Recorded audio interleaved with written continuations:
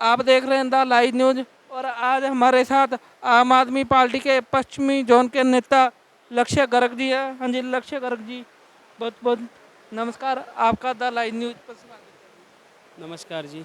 Sir, पहले आप party की विचारधारा बताइए कि आम आदमी पार्टी की क्या विचारधारा है। देखिए, आम आदमी पार्टी तो आम लोगों की पार्टी है। आम लोग यहाँ पे काम करते हैं, आम लोग ही नेता बनते हैं। और शिक्षा, स्वास्थ्य, बिजली, पानी जैसे ज़रूरी जो मुद्दे हैं उनके ऊपर आम आदमी पार्टी काम करती है। धर्म, जाति, आपस में लड़ाई झगड़ा, इन चीज़ों से बिल्कुल दूर। और पैसे से सत्ता, सत्ता से पैसे, इस तरीके की राजनीति से बिल्कुल दूर। सिर्फ आम लोगों की राजनीति, आम मुद्दों के ऊपर राजनीति ये पार्टी कर रही है। पहले आपकी दिल्ली के अंदर सरकार थी, अब पंजाब के अंदर भी आपकी सरकार बनी है, तो क्या पार्टी धीरे धीरे अपना अन्य प्रदेशों के भी अंदर चुन वर्चस्व बढ़ाने की ओर अग्रसर है। देखिए, आम आदमी पार्टी आज पूरे देश की उम्मीद बन चुकी है। पंजाब में एक पूर्ण बहुमत और इतनी बड़े मैंडेट के साथ सरकार आना लोगों में एक उम्मीद जगा गया कि आम लोग भी राजनीति कर सकते हैं। वहाँ पे सत्ता से पैसा, पैसे से सत्ता की जो गंदी राजनीति, दारू, पैसा, धर्म, जाति, आपस की लड़ाई झगड़े की जो राजनीति थी, जो किला इन्होंने बना रखा था, जिसमें आम लोगों की एंट्री बिल्कुल बंद थी। लोग परेशान थे कि इनसे कैसे पिंड छुड़ाया जाए, क्योंकि करोड़ों रुपए का मामला हो गया था इलेक्शन। उस पूरे किले को ध्वस्त करके आम आदमी की एंट्री राजनीति में हो चुकी है। वहाँ आम आदमी पार्टी के 117 उम्मीदवारों ने बिना पैसे के, बिना दारू के, आम तरीके से इलेक्शन लड़ा। खुद जनता ने उनका सहयोग करा और बड़े बड़े धुरंधरों को घर पे बिठा दिया।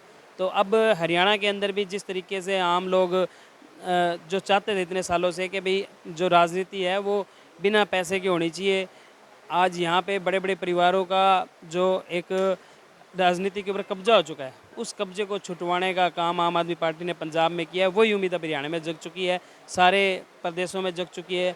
आज आम आदमी पार्टी की सदस्यता पूरे देश के अंदर बड़े पैमाने पे हो रही है। लोग जुड़ रहे हैं, समाज सेवी लोग जो बदलाव चाहते हैं, चाहे वो हिमाचल प्रदेश हो, चाहे गोवा हो, चाहे गुजरात हो।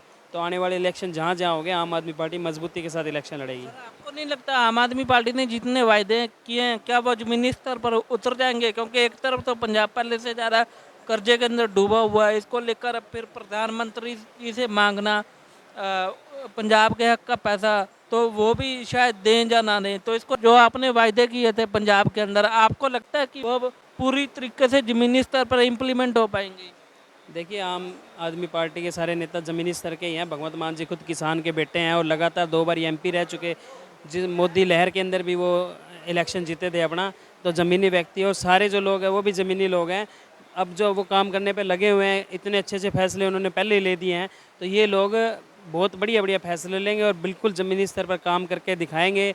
जो उम्मीद जनता ने लगा रखी है उससे कहीं ज़्यादा काम करके दिखाएंगे। सर, जितना पंजाब कर्जे के अंदर डूबा हुआ है 2.5 लाख करोड़ के अंदर, उसको उभारेंगे कैसे। इसके अलावा आपने हर महिला को 1,000 रुपये देने का वायदा किया, तो क्या ये जो वायदे किए थे वो इम्प्लीमेंट जमीनी स्तर पर उतर पाएंगे।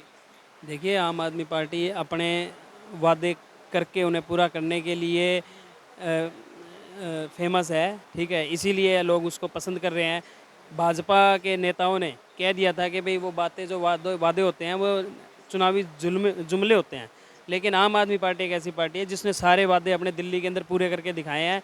और जब नीयत होती है इंसान की तो सारे काम होते हैं। छोटे छोटे चैरिटी खोल के लोग, संस्थाएं खोल के लोग भी लोगों की मदद कर देते हैं। ये तो पूरी की पूरी सरकार है। जब ये सही हाथों में चली गई है तो चाहे महिलाओं को 1,000 रुपये देने की बात हो, चाहे 300 यूनिट बिजली माफ़ करने की बात हो, चाहे 2,500 रुपये पेंशन करने की बात हो, बुढ़ापा पेंशन और विधवा पेंशन, और चाहे महिलाओं के लिए यात्रा मुफ्त हो, चाहे 24 घंटे बिजली का वादा हो, चाहे नौकरियां, कच्ची नौकरियां पक्की करने का वादा हो, सभी वादे आम आदमी पार्टी पूरे करेगी। आने वाले समय के अंदर आप देखते जाइए, बहुत से अच्छे फैसले तो सरकार ने लिए ही है और आने वाले समय में और भी लेगी। सर, आपकी सरकार बनने में 10-15 दिन ही हुआ, लेकिन हम कुछ जगह पर देख रहे हैं कि कांग्रेस के कार्यकर्ताओं की हत्या भी की जा रही है आम आदमी पार्टी के लोगों द्वारा, खासकर अमृतसर में सिद्धू जी भी वहाँ पर गए थे। आप इसे लेकर क्या कहेंगे। अभी वो मामला मेरे संज्ञान में नहीं है, अभी क्या हुआ है उस मामले पे, और ऐसे ही सब षड्यंत्र चल रहे हैं। क्योंकि अब आम आदमी पार्टी का ग्राफ है वो दिन ब दिन पूरे देश के अंदर बढ़ रहा है, तो उसी को लेके इनको समझ नहीं आ रहा कि कैसे बदनाम किया जाए। तो वो इस तरीके के षड्यंत्र है, वो टाइम आगे भी आते रहेंगे। ये गलत है, जैसा ही है हत्या करना एक राजनीति। नहीं, किसी की भी हत्या करना गलत है। अब मुझे उस मैटर का नहीं पता है क्या हुआ है, तो उसमें जो भी दोषी है उसको कड़ी से कड़ी सज़ा हो। सर दिल्ली के अंदर पहले एमसीडी 3 थी, अब 1 कर दी, क्या जो आम आदमी पार्टी का डर है?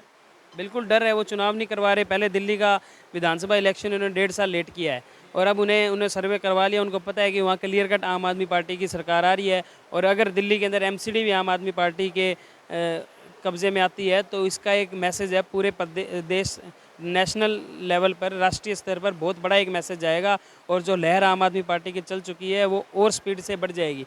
तो उसी से डरते हुए ये इलेक्शन नहीं करवाया, इन्होंने बहाना ढूंढा है, भाई उसको यूनिफाई कर देते हैं, उसको 3 भागों में बांट रखा है, इस तरीके के प्रपंच ये रच रहे हैं। सर हम सुनने में तो आता है कि ये आम आदमी पार्टी है, लेकिन जब पंजाब के अंदर देखकर तो काफ़ी पूंजीपतियों को भी टिकट दिया गया है, तो वो आम आदमी आखिर कैसे हो सकते हैं जिस तरीके से पूंजीपतियों को टिकट दिया गया है? देखो, पूंजीपति भी आम आदमी होते हैं, उन्होंने मेहनत करके पैसा कमाया है। पैसा कमाना कोई गलत नहीं है। आप गलत ढंग से पैसा कमाते हो वो चीज़ गलत है।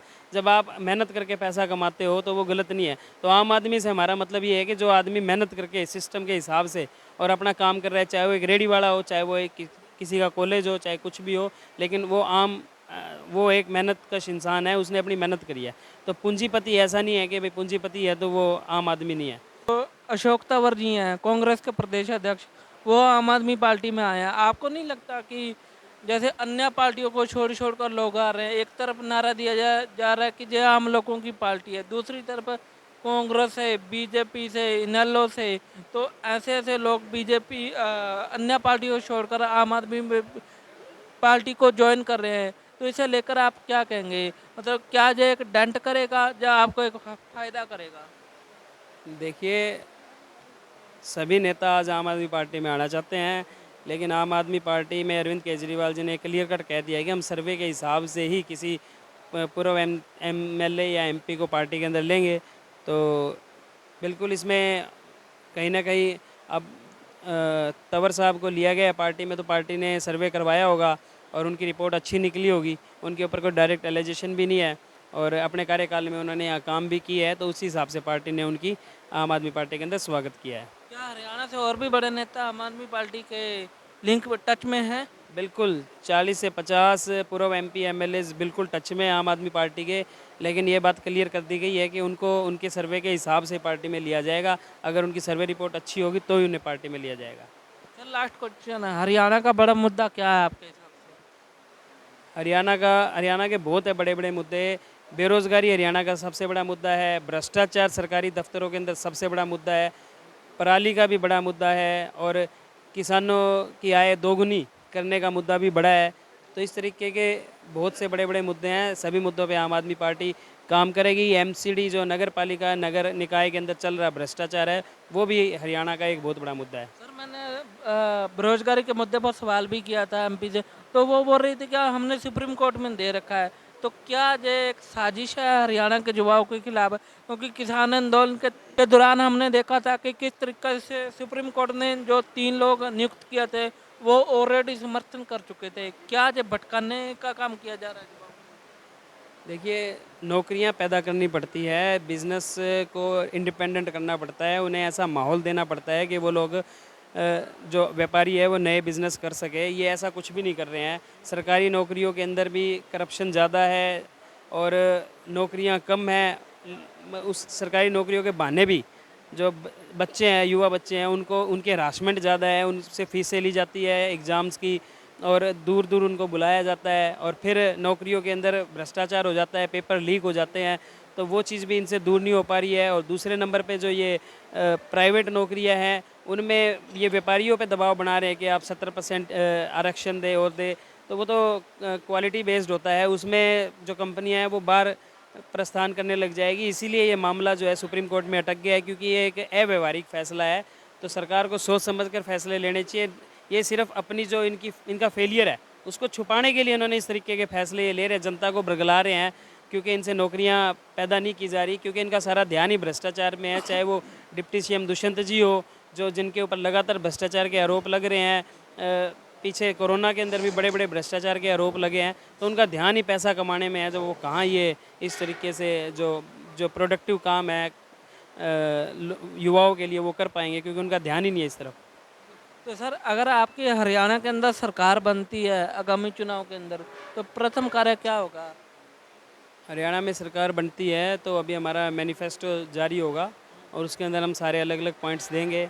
तो भ्रष्टाचार जैसे दिल्ली के अंदर और हरियाणा के पंजाब के अंदर हम कर रहे हैं, सबसे पहले तो भ्रष्टाचार पे लगाम लगाई जाएगी, किसी भी अफसर को भ्रष्टाचार नहीं करने दिया जाएगा। और उसके बाद जो बिजली यूनिट है उसके रेटों को कम करने का जो स्ट्रेटजी पार्टी बनाएगी वो हम जल्दी घोषणा कर देंगे। तो इस तरीके के जो फैसले दिल्ली और पंजाब में लिए गए उसी तरीके के फैसले हरियाणा में लिए जाएंगे। फतेहाबाद जिले के अंदर नशा एक बड़ा मुद्दा है, ये बात आपको मानना है, खास करके इन अगल बगल गांव के अंदर फतेहाबाद के जो पंजाब की सीमा के साथ सटे हुए हैं, इसको लेकर आप क्या कहेंगे कि ये सरकार का फेलियर है या क्या है? ये सरकार का फेलियर नहीं, सरकार की मिली भगत है। सरकार की मिली भगत से ये नशा है ये पूरे क्षेत्र के अंदर फैल चुका है। अपना जो फतेहाबाद है वो बड़ा साफ़ सुथरा और शरीफ एरिया था, इसको बागड़ एरिया बोलते हैं। यहाँ लड़ाई झगड़ा भी नहीं था, प्यार प्रेम से लोग रहते थे। लेकिन इस सरकार ने यहाँ पे इतना नशा फैलवा दिया है, नशे की वजह से क्राइम भी फैल गया है। युवा लड़के नशे की चपेट में आ गए हैं। अब वो छोटे छोटे नशों के लिए 1000 रुपए के लिए भी किसी की जेब काट लेते हैं, 1000 रुपए के लिए भी किसी के गर्दन पे चाकू रख देते हैं। इन दिनों में कितनी हमने खबरें सुनी हैं, लोगों के घरों में चोरियां हुई हैं, पेट्रोल पंप पे बंदूक दिखा के चोरियां की गई है, बंदूक चलाई भी गई है। बिल्कुल जैसे यूपी का हम जिक्र सुनते थे कि वहाँ पे इस तरीके के क्राइम होते हैं, वैसे ही सेम क्राइम अब हरियाणा में होने लगे हैं। यूपी में तो आम आदमी पार्टी भी चुनाव लड़ी थी, गोवा में भी लड़ी थी, लेकिन वो हार भी गई, उत्तराखंड में भी लड़ी थी। तो इसे लेकर आप क्या कहेंगे कि विरोधी तो तंज कस रहे हैं, वो 4 राज्यों में भी लड़े थे लेकिन एक में ही जीते हैं, इसको लेकर आप क्या कहेंगे? देखिए नई पार्टी है, समय लगता है, समय के साथ सारी चीज़ें होंगी। एक जगह एक माहौल बनता है, उस माहौल के हिसाब से चीज़ें चलती है। संगठन की भी कमजोरियां होती हैं, उन्हें भी पूरा करना होता है। ये एक लंबी प्रोसेस है और आम आदमी पार्टी है वो बड़ी स्पीड के साथ ग्रो कर रही है और आने वाले समय में भविष्य आम आदमी पार्टी का ही है। तो जे थे आम आदमी पार्टी के पश्चिमी जोन के नेता लक्ष्य गर्ग जी, आप देख रहे द लाइव न्यूज।